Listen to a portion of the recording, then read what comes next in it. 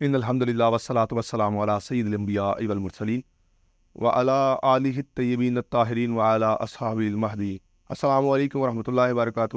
خواتین و حضرات، میرے ساتھ آج بہت ہی پاکستان کی مایہ ناز شخصیت جناب جاوید احمد غامدی صاحب کے شاگرد خاص محمد حسن الیاس صاحب موجود ہیں۔ السلام علیکم سر۔ وعلیکم السلام ورحمۃ اللہ۔ بہت شکریہ سر، آپ نے ہمیں وقت دیا۔ آپ کی عنایت جی، آپ کا شکریہ، آپ تشریف لائے۔ بہت شکریہ سر۔ اچھا سر، سب سے پہلا یہ سوال ہے جو کہ ملحد حضرات کرتے ہیں یا ایتھیسٹ، وہ کہتے ہیں کہ اللہ کو پیدا کس نے کیا ہے؟ Who created the God? تو اس کا کیا جواب ہوگا کہ واقعتاً سوال تو پیدا ہوتا ہے کہ انسان کے ذہن میں کہ خدا کو پیدا ہر کس نے کیا ہے؟ دیکھیے، دنیا بھر میں بہت سارے ایسے فلسفے موجود ہیں جی جو اپنے ایک نظام فکر کے اندر بعض سوالات اٹھاتے ہیں۔ ہم جس وقت الحاد کے اوپر کھڑے ہوئے کسی شخص سے گفتگو کریں گے جی جی تو اس پر پہلے بات نہیں کریں گے، بلکہ کچھ بنیادی مقدمات ہیں ان پر بات ہوگی۔ الحاد کے مقدمے سے پیدا ہونے والے سوالات جو ہیں وہ ضمناً زیر بحث آتے ہیں۔ ٹھیک ہے۔ اس کی وجہ یہ کہ میں اس سوال کا کوئی بھی جواب دوں تو وہ کسی بنا استدلال پر مبنی ہوگا، وہ اس بنا استدلال کو چیلنج کر دے گا، میں اس کو ویریفائی کرنے کی کوشش کروں گا، وہ اس پہ سوال اٹھا دے گا۔ تو الحاد قدیم ہو یا جدید، اس کے ہمیشہ سے کچھ بنیادی فکری مقدمات رہے ہیں، اس کے بطن سے یہ سوالات پیدا ہوتے ہیں، خدا کے بارے میں، کائنات کے بارے میں، مذہب کے بارے میں۔ تو اگر آپ غور کریں تو 4 بنیادی چیزیں ہیں۔ پہلی چیز جو ہمیشہ سے الحاد اپنے نقطے کے طور پہ پیش کرتا رہا ہے، وہ دنیا کے اندر عالم اور معاشی کا جو قانون ہے، جس کو جدید اصطلاح میں آپ کہیں تو پرابلم آف ایول ہے، کہ اگر اس دنیا میں شر موجود ہے، اس دنیا کے اندر معاشی موجود ہیں، تو جو بھی آپ لوگوں کا خالق ہے یہ کیسا ہو سکتا ہے کہ وہ اتنا ظالم، اتنا جابر اور اتنا مطلق العنان ہو کہ لوگوں کو اس طرح کے کرب، تکالیف اور رنج اور حزن سے وہ گزارے۔ یہ پہلا ان کا مقدمہ ہوتا ہے۔ دوسرا جو بنیادی مقدمہ ہمیشہ سے وہ پیش کرتے چلے آئے ہیں وہ یہ ہے کہ مذاہب اگر خدا کی طرف لے کر جاتے ہیں تو ان کے اندر باہمی طور پہ اختلاف کیوں ہے؟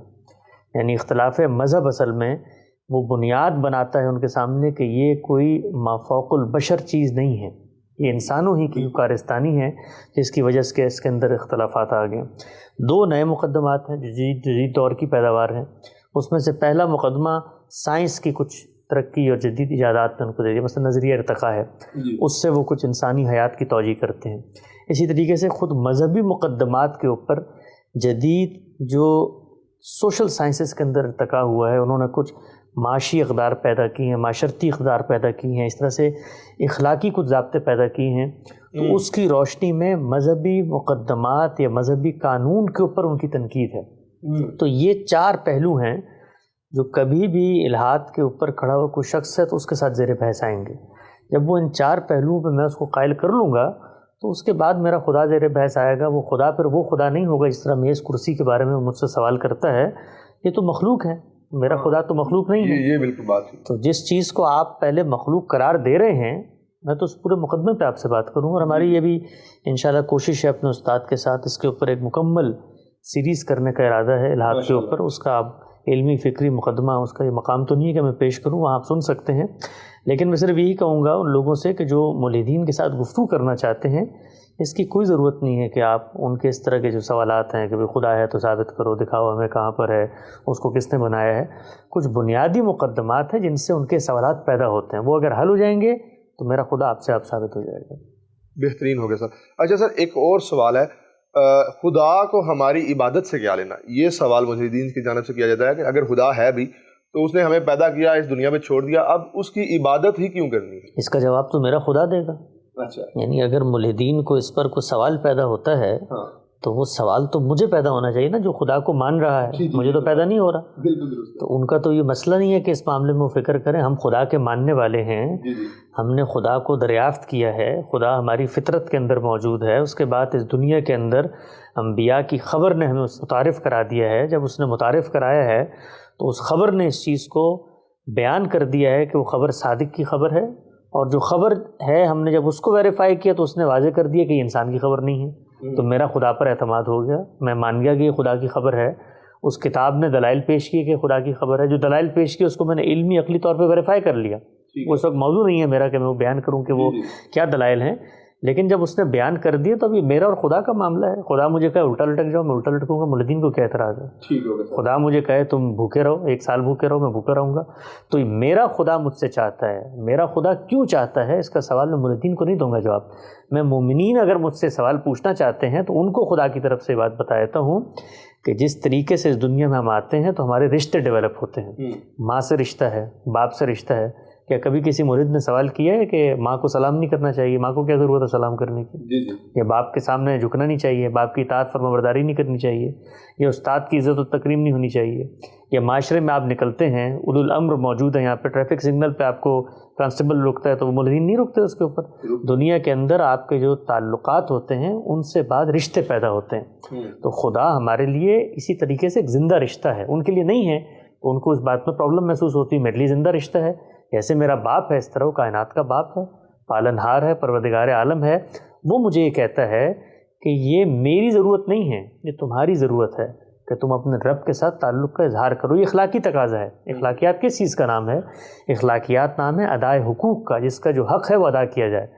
تو اگر ماں کا حق ہے کہ اس کو سلام کروں میں، اس نے میرا خیال کیا ہے، پرورش پرداخت نگہداشت کی ہے، تو خدا نے میرے ساتھ کچھ نہیں کیا.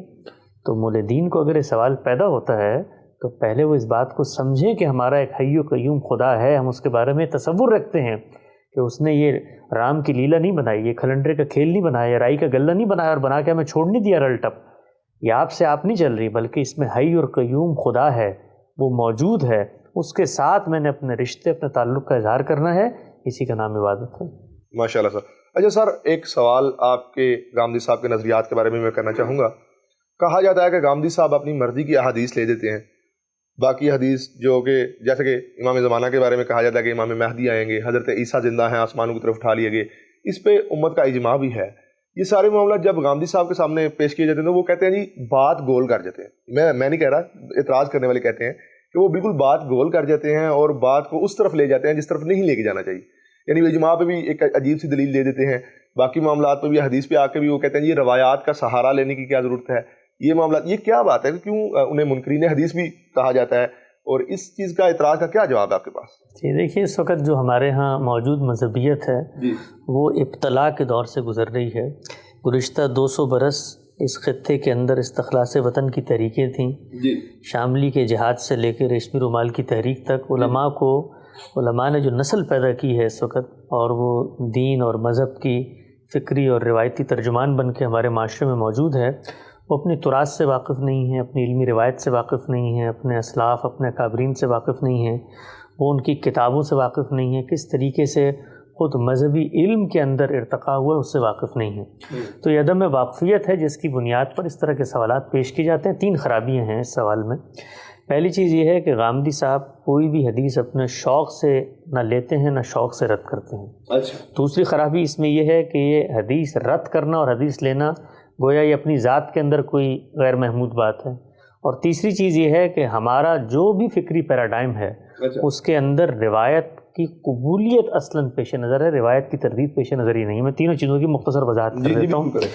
پہلی چیز یہ ہے کہ جس وقت آپ یہ کہتے ہیں کہ کوئی صاحب علم کسی روایت کے ساتھ کوئی رویہ برتتا ہے تو ہمیں اس کے پاس جانا ہے، اس سے پوچھنا ہے کہ آپ کو کیا مسئلہ لاحق ہے کہ آپ اس روایت کے اوپر کوئی سوال اٹھا رہے ہیں.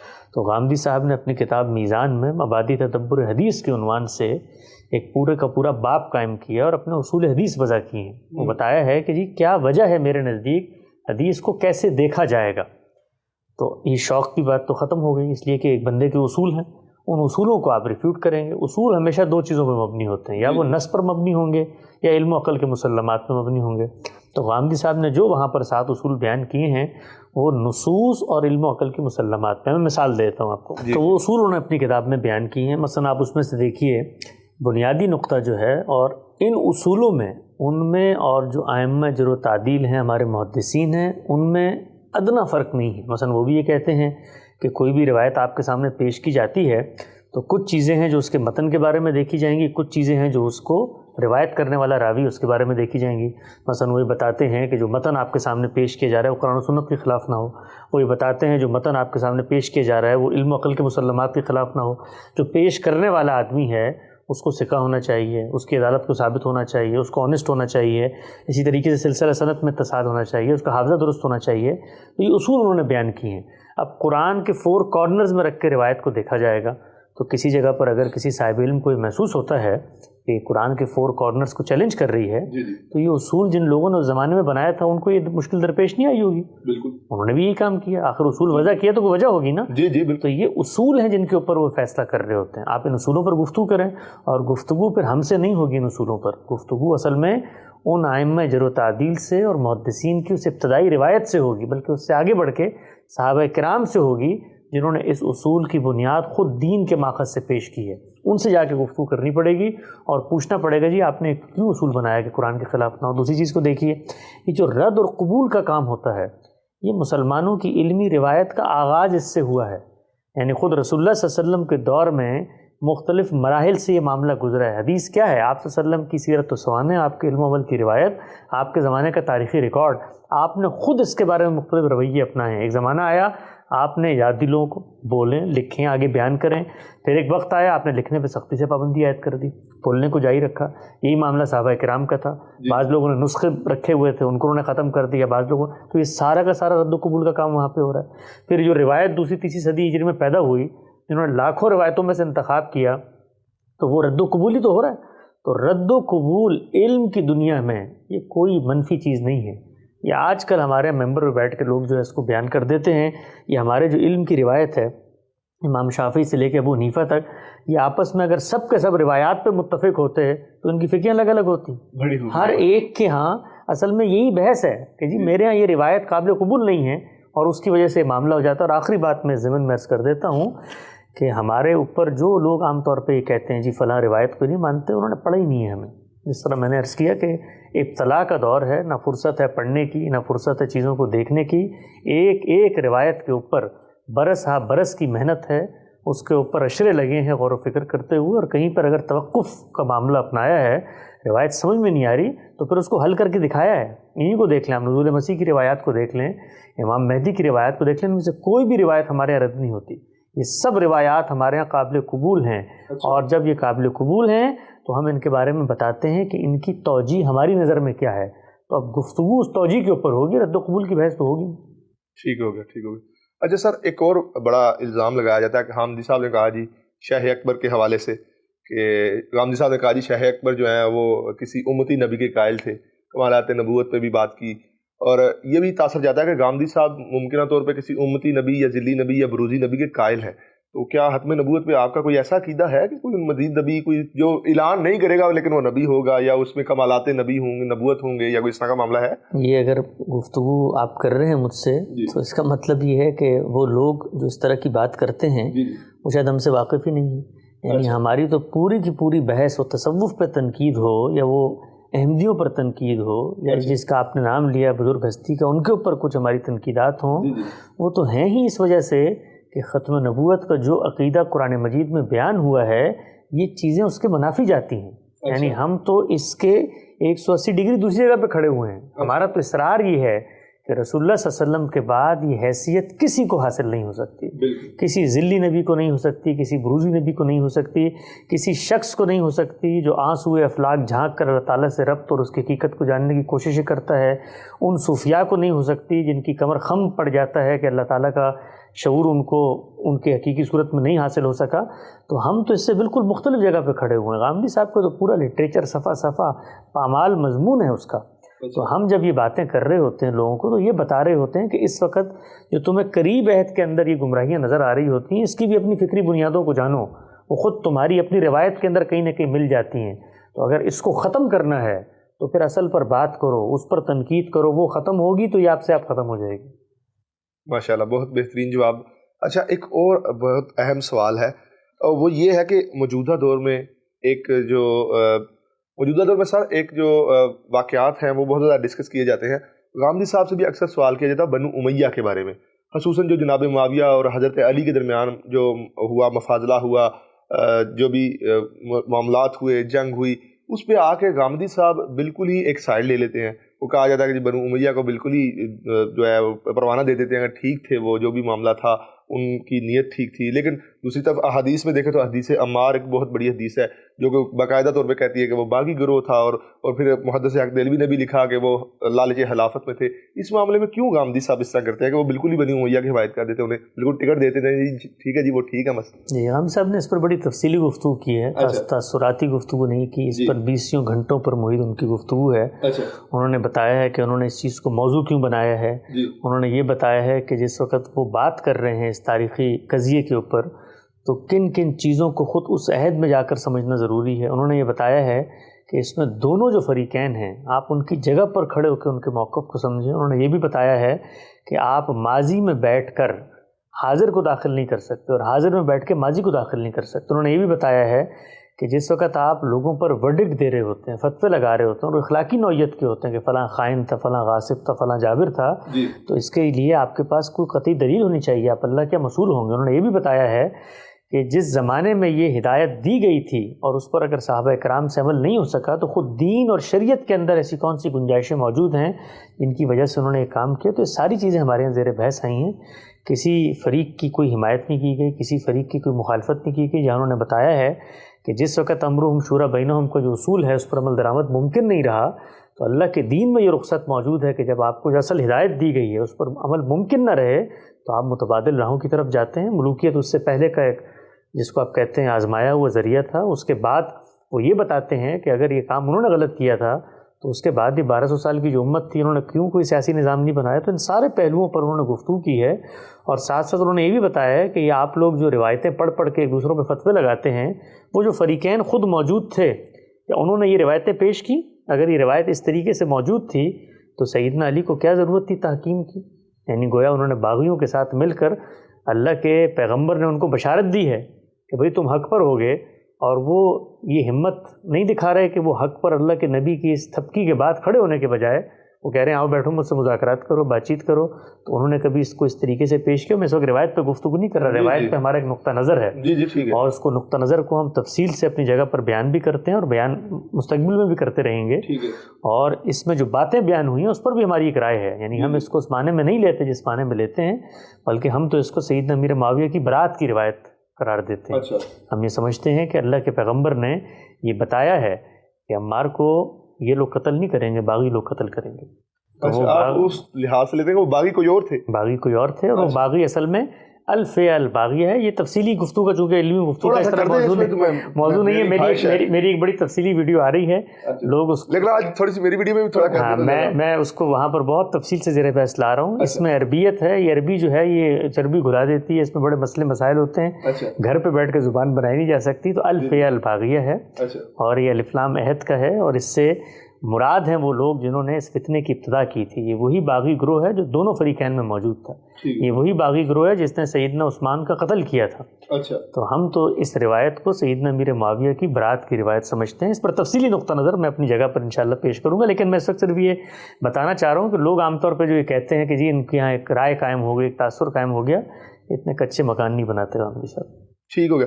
اچھا ایک اور غامدی صاحب الزام لگایا ہے جی جو عورتوں مرد و عورت کا اختلاط ہے اسے جائز قرار دے رہے ہیں. کہہ رہے ہیں جی عورت اگر کسی کو گلے بھی مل رہی ہے مرد کو غیر محرم کو، یہ میں سنی نہیں، میں نے ان کی زبانی، لیکن میں نے لوگوں سے سنا الزامات سارے جتنے بھی آپ سے کہہ رہا ہوں، میں لوگوں کے الزامات آپ کو بتا رہا ہوں کہ لوگ کہہ رہے ہیں جی غامدی صاحب تو کہتے ہیں جی ٹھیک ہے وہ گلے بھی مل سکتے ہیں، ہاتھ بھی ملا سکتے ہیں اور کوئی پردہ نہیں، کوئی معاملہ نہیں، اس طرح کی باتیں غامدی صاحب اکثر کر رہے ہوتے ہیں. تو یہ کیا معاملہ ہے کہ وہ کیا اختلاط کو جائز قرار دے رہے ہیں؟ اگر اختلاط جائز ہے تو پھر حرام ہو رہی تو ظاہر بات آلریڈی پھیلے گی، بے حیائی پھیلے گی، یہ تو معاملہ ہوگا.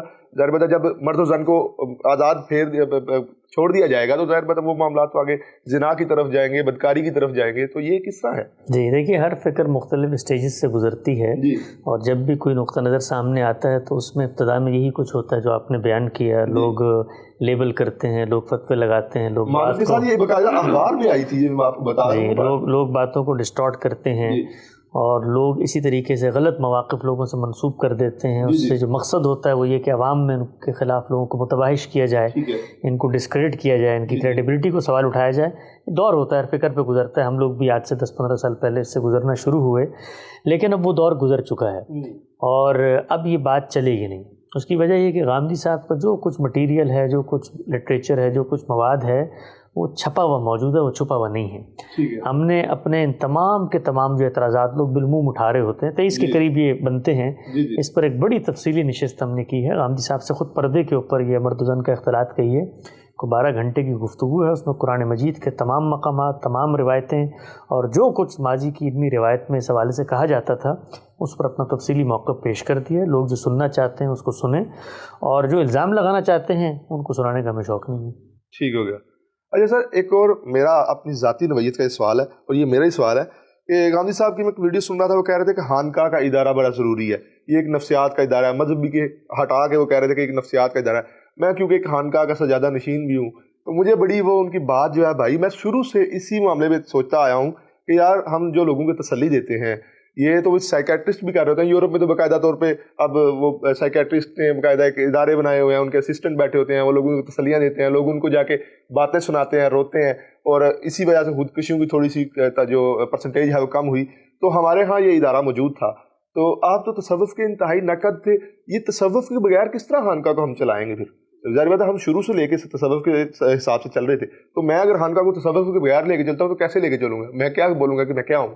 جی، آپ کہیں گے کہ میں خانقاہ چلا رہا ہوں، اور خانقاہ کے جو مقاصد ہم بیان کرتے ہیں اس کا تعلق انسان اس کی ذات سے ہے، اس کی جو جبلت کے اندر مخفی تقاضے ہیں ان سے ہے، اس کی تعلیم اور تربیت سے ہے، اس کی نفسیاتی صحت اور اس کی دماغی تسکین سے ہے۔ تو یہ ہر چیز کو ہم دین کے ساتھ بلینڈ کیوں کرنا چاہتے ہیں؟ یعنی آپ اس کو جب بیان کریں گے، مثلا مغرب کے اندر جو بیہیویئر کی سائنس ہے اس پہ انہوں نے کام کیا ہے، نفسیات کے اوپر کام کیا ہے، یہ پوری کی پوری جو سائیکیٹری کی ہمارے یہاں روایت موجود ہے، تو یہ اس کو کرسچینٹی کے ساتھ نتھی کرتے ہیں، یا وہ اس کو آپ کہتے ہیں کسی خاص نقطہ نظر کی ترجمانی قرار دیتے ہیں۔ تصوف ایک پوری کی پوری روایت ہے، اور اس روایت کے اندر جو سررشتہ ہے، جو بنیاد ہے، وہ اللہ تعالیٰ کا حقیقت میں مواجہہ ہے، حقیقت کی تلاش ہے۔ ہم دینی لحاظ سے اس کے اوپر تنقید کرتے ہیں، چاروں پہلوؤں سے کرتے ہیں، آخرت کے حوالے سے اس کے نظریات پہ کرتے ہیں، شریعت کے حوالے سے اس کے نظریات پہ کرتے ہیں، نبوت کے حوالے سے اس کے نظریات پہ کرتے ہیں، توحید کے حوالے سے اس کے نظریات پہ کرتے ہیں۔ تصوف کے بطن سے ایک چیز پیدا ہوئی ہے، اور وہ اپنی ذات میں ایک سیکولر چیز ہے۔ وہ کیا ہے کہ ایک شیخ ہے، ایک مینٹور ہے، ایک مرشد ہے، وہ ایک جگہ پر بیٹھ گیا ہے۔ لوگ جو اپنی زندگی کے جھمیلوں میں مصروف ہیں، اپنی جس کو آپ کہتے ہیں پریشانیوں میں، اپنے معاصی، اپنے آلام میں مبتلا ہیں، وہ ٹائم آؤٹ لے کے اس کے پاس آتے ہیں، ایک فرد کے ساتھ اس کا رابطہ پیدا ہوتا ہے، وہ ایک ماحول ان کو وہاں فراہم کیا جاتا ہے، اس ماحول میں وہ کم سے کم پر قناعت کرنے کو اپنا شعار بناتے ہیں۔ اس کے بعد وہ کتھارسس کرتے ہیں، گفتگو کرتے ہیں، اور سامنے بیٹھا ہوا ایک شخص جو ہے وہ نفسیات انسانی کا حاذق طبیب ہے، وہ اس کو زندگی کی حقیقتیں بتاتا ہے۔ وہ اس کے اندر اگر اس کے اندر غصہ ہے، اس کے اندر حرص ہے، لالچ ہے، تو اس کو کم کرنے کی کوشش کرتا ہے۔ تو یہ سارے کام وہ کرے گا، اور اگر وہ مسلمان ہوگا اور اس کے مخاطبین بھی مسلمان ہوں گے تو ان کو قرآن و سنت کی تعلیم بھی دے گا۔ وہ بتائے گا اگر حرص تم کر رہے ہو، لالچ تم کر رہے ہو، تو دیکھو تمہارا دین جس پر تم کھڑے ہو یہ بھی اس سے تمہیں روکتا ہے، رسول اللہ کی باتیں بتائے گا۔ تو دین اس پہلو سے تو زیر بحث آئے گا، لیکن تصوف کا اس سے کوئی تعلق نہیں ہے۔ تصوف اپنی ذات کے اندر ایک متوازی متبادل اسکول آف تھاٹ ہے، نظام فکر ہے، ایک پوری کی پوری توجیہ ہے کائنات کی۔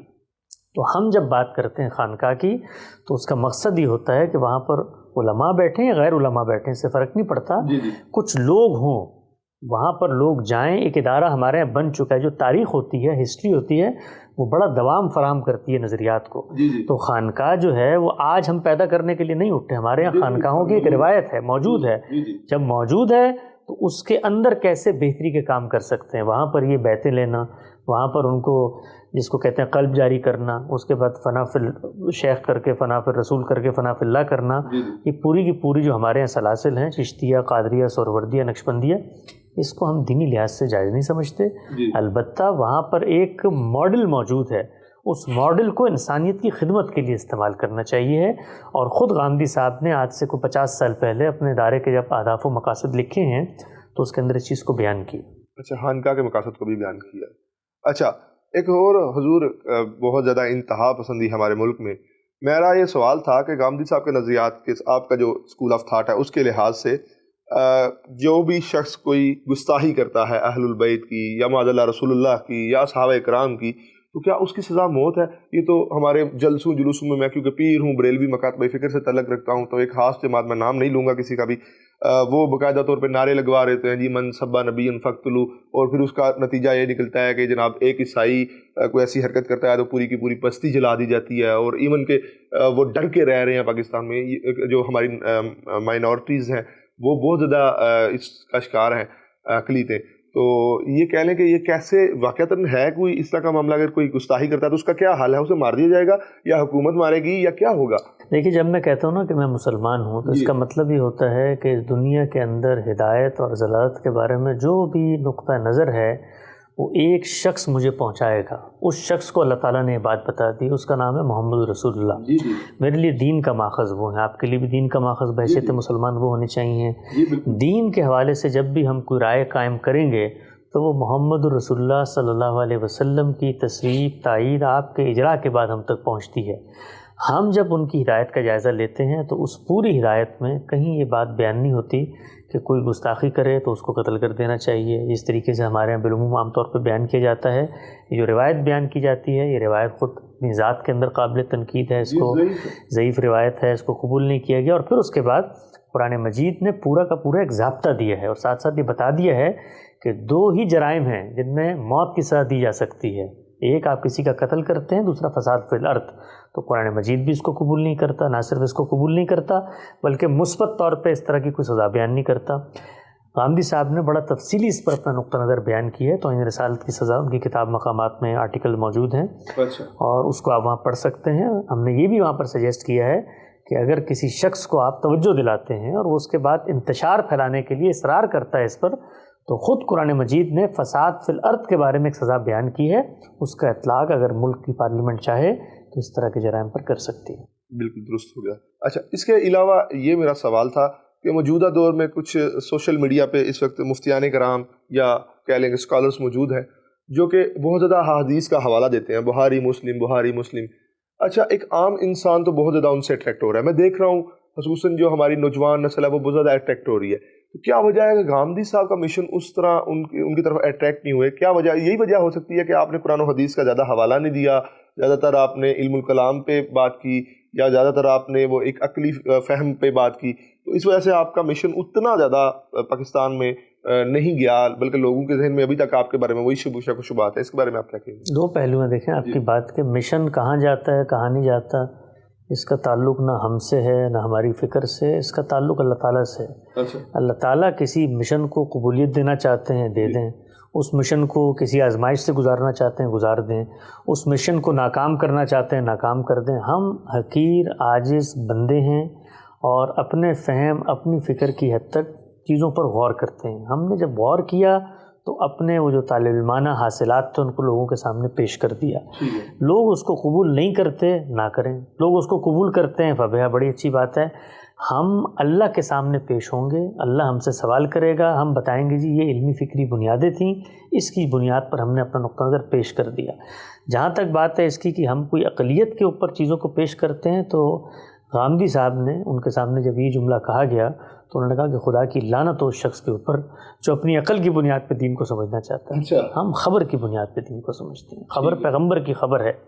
عقل کی بنیاد پہ الہات پیدا ہوتا ہے، دین نہیں پیدا ہوتا. تو ہم تو عقل کو جانتے نہیں عقل کیا چیز ہے. ہم دین کو دین کے ماخذ نے جیسے بیان کیا ہے ویسے بیان کرنے کی کوشش کرتے ہیں. اس ماخذ کو جب ہم پڑھتے ہیں تو وہ یہ کہتا ہے کہ جو بات میں بیان کر رہا ہوں یہ عقل پر مبنی ہے. اس ماخذ کی بات جب ہم لوگوں کو بیان کرتے ہیں تو وہ کہتے ہیں کہ یہ دیکھو یہ تو عقل کی بات کر رہے ہیں، حالانکہ ان کی بات خلاف عقل ہوتی ہے. اس کے مقابلے میں ماخذ کی بات عقل پہ کھڑی ہوئی ہوتی ہے، تو وہ کہتے ہیں دیکھو یہ تو عقل کی بات کر رہے ہیں، حالانکہ ہم دین کی بات کر رہے ہوتے ہیں اور دوسرے گروہ خلاف عقل بات کر رہے ہوتے ہیں. تو ہم نے عقل کو کبھی بنیاد نہیں بنایا. باقی جہاں تک یہ حوالوں کی بات ہے، لوگ کہتے ہیں جی بخاری مسلم پیش کر رہے ہوتے ہیں، تو وہ بخاری مسلم جس شخص سے منسوب ہے وہ اللہ کا پیغمبر ہے نا، تو اسی پیغمبر نے قرآن و سنت دیا ہے. تو ہم قرآن کو بھی پیش کرتے ہیں، سنت کو بھی پیش کرتے ہیں، اور آپ صلی اللہ علیہ وسلم کی جو تاریخ ہے اس تاریخ کو उस कुरान और सुन्नत से रिलेट करके भी पेश करते हैं। गांधी साहब उम्र के इस हिस्से में इस वक्त को 72-74 साल के हो रहे हैं, पिछले 8 साल से हदीस ही पर काम कर रहे हैं। हमने 30,000 से ज़्यादा रिवायतों पर काम किया है, और आपको मैं बताऊं उसमें से एक रिवायत भी नहीं है जिसको हमने रद्द किया है, और उन्हीं रिवायतों में से 20 रिवायतें हैं जो मौजूदा दौर नहीं, इससे पिछली सदियों के उलमा भी कबूल करने पे आमादा नहीं है। समझ में नहीं आ रही तो हमने उनका रिलेशन भी वाज़े करके बयान किया है।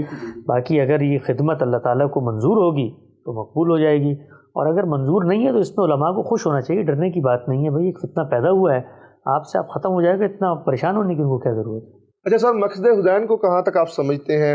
एक तरफ हज़रत मुआविया के हुरूज को आप क़याम की शक्ल दे रहे हैं, तो क्या इमाम हुसैन अलैहिस्सलाम का जो हुरूज था, जो क़याम था, उसे भी आप सही समझते हैं कि वो क़याम जो हुआ और जो 72 शुहदा उधर करबला में जो मामला हुआ, फिर शाम में बीबियाँ गईं, अहलुल बैत के साथ जो जुल्म किया गया, कहा जाता है कि यार देखो 50 साल के बाद नबी की उम्मत ने काट के रख दिया अहलुल बैत को, इस पे आपने कभी बात नहीं की। गमे हुसैन पे मैंने कभी गांधी साहब से नहीं सुना कि यार उन्होंने 2 लफ्ज़ ही कह दिए होंगे हुसैन का भी गम है कोई इस तरह। ये क्या मामला है, क्या वजह है इस बारे में? असल में लोगों का मामला ये है कि वो चीज़ें सुनते हैं जो चीज़ें उनको अच्छी लगती हैं। अच्छा। गांधी साहब ने इस पर बहुत तफसील से गुफ्तगू की है और ये बताया है कि सईदना हुसैन ने कोई खुरूज नहीं किया था। अच्छा। उनके बारे में जो ये बातें हम लोग बयान कर रहे होते हैं, कभी उनकी ज़ुबानी बयान हुई हैं, उनका एक सियासी नुक्ता नज़र था, सियासत की बहस है, तारीख़ की बहस है, उस तनाजुर में इसको रख के देखें। जहाँ तक उनकी नाहक शहादत का ताल्लुक़ है तो इसमें कोई तरद्दुद नहीं है, कोई किसी को इसमें कोई शक व शुबा नहीं है। वो एक नाहक शहादत थी, और वो नाहक शहादत हुई जिन लोगों ने किया, गलत इक़दाम किया। बाकी ये जो मकसद है वो मकसद की बहसें होती हैं। भाई हम दीन के तालिब इल्म हैं, हमारे सामने सिर्फ एक मकसद होता है और वो है मकसद दीन, जो कुरान और सुन्नत ने बयान किया है। उस कुरान और सुन्नत के मकसद को लेकर कोई पेश करता है, वो मकसद कुरान और सुन्नत से हमांग है, तो मुझे उस शख्सियत से उसको मंसूब करने की ज़रूरत क्या है? वो अल्लाह के रसूल का मकसद है, उसको हम पेश करेंगे। बाकी तारीख़ को तारीख़ की तनाजुर में देखना चाहिए। वहाँ पर जो उनका नुक्ता नज़र है वो एक सियासी मामले में उनका एक मौक़िफ़ है, और जो वहाँ पर सहाबा सारे मौजूद हैं उस ज़माने में, उनका एक दूसरा मौक़िफ़ मौजूद है। तो अगर वो निकले हैं वहाँ से तो बाकी सहाबा नहीं निकले ना उनके साथ, इसका मतलब उनका एक सियासी मौक़िफ़ है। तो अगर कोई दीनी मौक़िफ़ होता तो फिर तो सबसे पहले उन सहाबा पे हुक्म लगाना चाहिए। तो हम असल में उम्मत को इस जगह पर लेकर आ रहे हैं कि ये आपने जिन चीज़ों को अक़ायद की बहसें बना दिया है, जिन चीज़ों पे आप कुफ्र और ईमान के फ़ैसले करते हैं, इससे बाहर निकलें, एक दूसरे की इज़्ज़त करें, एक दूसरे के ऊपर इल्मी तनकीद करें। बाकी तारीख़ और सियासत को उसी हद तक रखें, उसके इख्तलाफात को उसी हद तक रखें।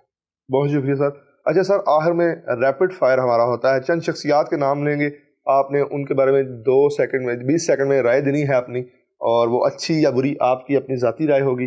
सबसे पहले मैं पूछूंगा जी मौलाना तारिक जमील साहब। एक मताए दर्द सोज़ रखने वाली शख्सियत, जिसके दिल में उम्मत का दर्द है, लोगों को करीब करना चाहता है और हर एक के लिए उनके दरवाज़े खुले होते हैं। मैं आपको बताऊं कि ख़ुद मेरी दीन की तरफ इंस्पिरेशन जो है उसकी बुनियाद मौलाना तारिक जमील साहब। इंजीनियर मोहम्मद अली मिर्ज़ा साहब। बहादुर आदमी। अच्छा, और क्या समझते हैं उनके नज़रियात कहाँ तक हैं? नहीं, इंजीनियर साहब के लिए हमारी बड़ी नेक तमन्नाएं हैं जी। हर आदमी दुनिया में अपना कंट्रीब्यूशन करता है और उनकी बड़ी कंट्रीब्यूशन है इस हवाले से कि उन्होंने लोगों में एक शऊर उजागर किया है, और इख्तलाफ होता रहता है, उसको यहाँ बयान करने की ज़रूरत भी नहीं है। पेशकश में भी होता है, बुनियादी माखज़ में भी होता है, तरीक़ा दावत में भी होता है, लेकिन ओवरऑल मैं समझता हूँ कि उन्होंने एक जुर्रतमंदी की आवाज़ दी है इस ज़माने में, और हिम्मत और हौसला दिया है। और ये जो जदीद पढ़े लिखे हमारे लोग हैं, जो मजहबी जो उलमा हैं उनके निहाब से निकलना चाहते थे, उनको दीन की तरफ वो लेकर आए हैं, और ये बिदात के ख़िलाफ़ और इस तरीके से जो बाकी रसूमात हैं उसके ख़िलाफ़ उनकी एक बड़ी तवाना आवाज़ है। माशाल्लाह। अच्छा, अल्लामा ताहिरुल क़ादरी साहब। ताहिरुल क़ादरी साहब बहुत बासलाहियत, बहुत बड़े आलिम फाजिल आदमी हैं जी, और उनका भी एक नुक्ता नज़र है। अल्लाह ताला ने उनको खिताबत की सलाहियत भी दी है, और मैं समझता हूँ कि जिस नुक्ता नज़र से उनका ताल्लुक़ है उसके अंदर उन्होंने बड़े तजदीद के काम किए हैं और उसको वो काफ़ी आगे लेकर गए हैं। अच्छा, आखिर में शख्सियत है जावेद अहमद गामदी साहब। जावेद गामदी साहब अपनी ज़ात में एक तालिब इल्म आदमी हैं, और उनके लिए इससे बड़ा कोई एजाज़ नहीं है कि उनको सिर्फ़ तालिब इल्म की जगह पर रखा जाए। वो तलाश हक़ की जस्तजू के मुसाफिर हैं। वो बस ऐसे आदमी हैं कि ان بڑے لوگوں کے ساتھ ان کا شاید نام نہیں لیا جا سکتا، وہ دوسری دنیا کے آدمی۔ بہت شکریہ ناظرین، امید ہے آپ کو یہ پروگرام پسند آیا ہوگا۔ آپ سے اجازت چاہیں گے، اللہ حافظ۔